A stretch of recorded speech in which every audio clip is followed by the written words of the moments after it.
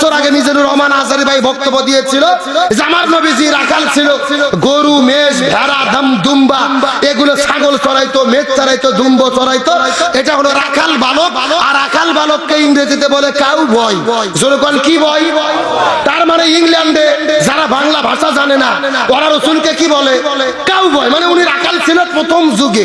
এখন বলেন তো এটা বলা কি খুবই অন্যায় হয়েছে? আচ্ছা আমি নাই ধরেই নিলাম রসুলের শানে এটা বলা ঠিক হয়নি। আসলে আজহারীর দোষ হলো তিনি ইংরেজি ভালো পারে।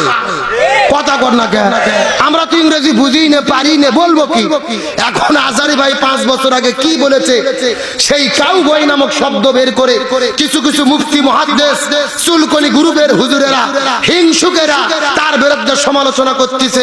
আমি বলতে চাই ভাই শোনেন, আজহারী ফেরেশতা না মানুষ, মানুষ হিসেবে ভুল হতে পারে। সংশোধনের জন্য ইতিসাব দেন, সমালোচনা করেন, কিন্তু 5 বছর আগের ভিডিও বের করে কাটিয়ে ভুল ধরা মানে হলো এটা উদ্দেশ্য প্রণোদিত ভাবে তাকে সমালোচিত করে অপমান করার আপনাদের ষড়যন্ত্র। এর আসল কারণ আপনাদের মনের মধ্যে বুক ভরা হিংসা। আপনারা ভালোবাসা দিতে পারেননি, কিন্তু তাদের হেরে গেছে হিংসা, জিতে গেছে আজহারীর প্রতি মানুষের ভালোবাসা। এখন তিনি হেমিলনের বাসিওয়ালা, যেখানে যাচ্ছে লাখ লাখ লোক তার মাহফিলে যাচ্ছে। রাজনৈতিক দল কোটি টাকা বাজেট করে 1 লাখ লোক জোগাতে পারে না, আর আজহারীর মাহফিলে লাখ লাখ লোক 3 দিন আগে যাইয়া তার প্যান্ডেলে শুয়ে থাকে। এটা টাকা দিয়ে হয় না, এটা রাজত্ব দিয়ে হয় না, এটা কোরআন আর রাসূলের মহব্বতে হয়।